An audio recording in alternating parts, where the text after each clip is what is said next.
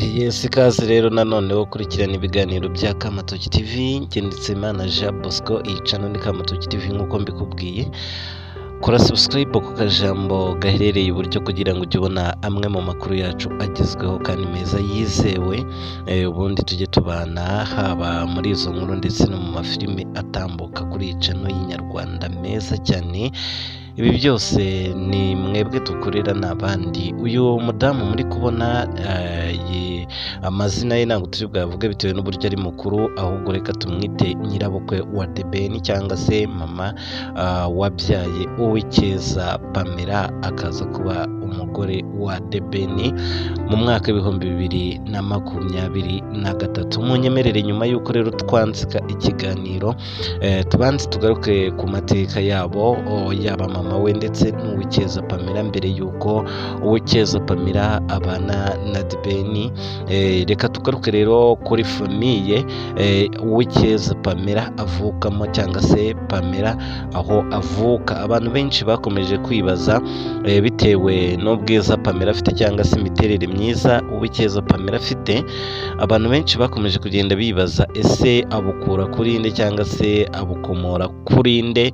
Ubundi Pamela abenshi ntago bazi famiye ye ndetse nta nubwo bakunze kumenyera abo bavukana. Abenshi baribaza ati se ruriya rugo rwaba rurimo abandi bakobwa bameze nka Pamela. Ibi byose rero naje kubikwegeranyiriza ndetse n'amafoto abavukana na Pamela ndetse n'umuryango we wese ndetse n'umubyeyi we, kugira ngo mbashe kubibegereza hafi, mbashe kubibereka byose uko bigiye bimeze ndetse n'amateka yabo kuva kera kugeza ubu ngubu.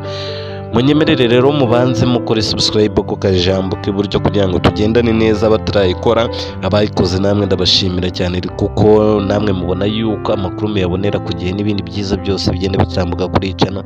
Nawe rero nta kindi mba bikubwiriye gukanda subscribe kuri iryo jambo, ni ukugira ngo ujye ubona inkuru zigezweho, nta kiryo jambo rihindura kuri telefone yawe cyangwa se ikindi. Abantu benshi bakunda nyine kubabeshya ngo iyo muyikanze ngo ibiki n'ibiki, ariko nta kintu iryo jambo na kimwe gihindura kuri telefoni yawe. Yes, mama rero wa Uwicyeza Pamela, munyemerere ubu ngubu turaye tuvuga mama wa Pamela kugira ngo bize korohera umuntu wumva iyi nkuru cyangwa se bize kukorohera tutarondoye izina rye. Mama wa Pamela mu mwaka w'ibihumbi 2022 yigeze gutangaza ko cyangwa se kwandikira umwana amubwira ko nawe ashaka kwitabira irushanwa rya Miss Rwanda. Ahangaha rero umukobwa we yagize ngo ni story mama we ari kwivugira, kuko mama we yavuze yuko nawe ari umwe mu badamu beza cyane bu Rwanda rufite. Avuga ko uyu mama wa Pamela aravuga ati njyewe Miss Rwanda uretse yuko wenda bafite ibipimo byinshi bagenderaho, byaba iby'umubyibuho ndetse n'imiterere y'umuntu ndetse n'ubwiza n'ibindi byinshi cyane. Ati bitabaye ibyo ngibyo nta kindi kintu bagenderaho, nakitabira irushanwa rya Miss Rwanda kandi ndabizi yuko naturwa kurenza uko abakobwa batorwa.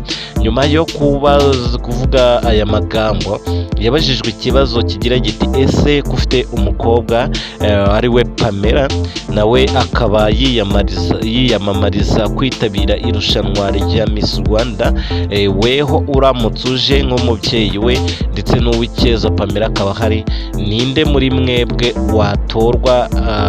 Urabyumva gute? Mama we yagize ati umukobwa wanjye ni mwiza, gusa nanone nk'uko mubizi nta rutugu rukura ngo rusumbe ijosi.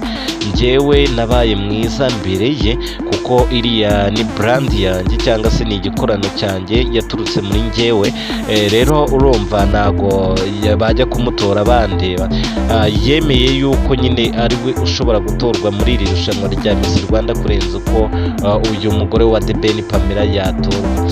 Aba muri kubona rero imbere hano kuri screen yanyu ni abavandimwe ba Pamela. Abantu benshi babazi yuko nyine abavukana na Pamela nabo baba ari beza cyane kurenza uko Pamela ari mwiza, ariko ngira ngo mubashije kubyibonera yuko bariya ba sister babiri baherereye ku ruhande rw'iburyo ntabwo ari beza cyane nka Pamela. Umuntu wese nyine agira uko asa. Iyi ni famiye noneho rero yose murabona yuko ni famiye igizwe n'abakobwa babiri ndetse n'abahungu babiri. Ibyo byose muba mugomba kubimenya. Hanyuma noneho uyu nguyu wicaye hagati y'aba bakobwa babiri akaba ari we mama wabo wababyaye. Yes, rero uyu niwe wavugaga yuko aramutse yitabiriye irushanwa rya Miss Rwanda yahita aritwara rwose, nta wundi muntu ngo ushobora kuba yamutwara rino rushanwa rya Miss Rwanda. Ariko ndagira ngo muze kureba ku ifoto yabanje ku nkuru itangira, mumurebe neza ahagaze, mutaza gushukwa hano n'isura ye mukabyibazaho cyane. Ndagira ngo ahubwo muze kureba ifoto ye ahagaze, ubundi mubashe kumenya byinshi kuri uyu mudamu. Nuko rero uyu mudamu yaje kuvuga nyine ayo magambo. Icyo gihe hari hataramenyekana iby'urukundo rwa The Ben ndetse n'Uwikeza Pamela. Ubwo ngubwo rero nibwo nyina yatangazaga ayo magambo. Ariko noneho muri uyu mwaka wa 2024 tariki 15 z'uku kwezi kwa gatanu yongeye kugaruka mu itangazamakuru avuga andi magambo noneho akomeye cyane kuri The Ben ndetse na Pamela. Umudamu n'umugore by'umwihariko ubu ngubu nyine biremewe, reka tujye tubivuga. Yaje kugarukaho nanone arongera avuga andi magambo kuri The Ben. Amagambo yavuze ni ayahe? Aya yose ngiye kuyakubwira ndetse nkubwire n'aho ushobora kuyasanga. Ni umukecuru w'umusirimu, akoresha urubuga rwa Twitter yandika ndetse na Instagram. Izo ni imbuga zose akoresha. Niba abakecuru nyine twavuga ngo ni amasire cyangwa se abakecuru baba batwika nyine atari bamwe ba kera.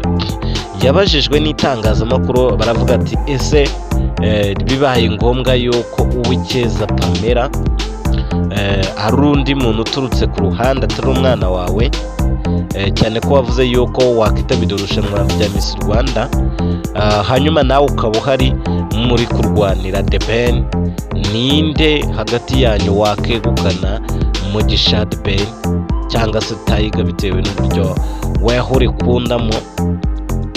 Umubyeyi yavuze amagambo akomeye cyane, aravuga ati njyewe nabeshye cyangwa se ngo mbere, ndabizi neza yuko tayi zirakurura, ariko nanone nanjye simfite tayi mbi ku buryo The Ben yayisuzugura.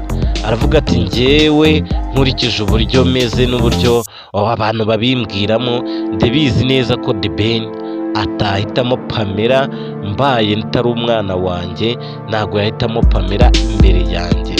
Ni amagambo yivugiwe na mama we umubyara, ndetse amagambo yaje kugarukaho n'Uwikeza Pamela yandikira mama we amutuka amubwira ati biriya bintu ntabwo bikwiriye byo kujya mu itangazamakuru. Abanyamakuru baba bishakira umugati bagatangira kubaza ibibazo bimeze gutyo, nawe ugasubiza. ni ibintu bitwambika isura mbi. Bavuga yuko nyine usaje wanduranya.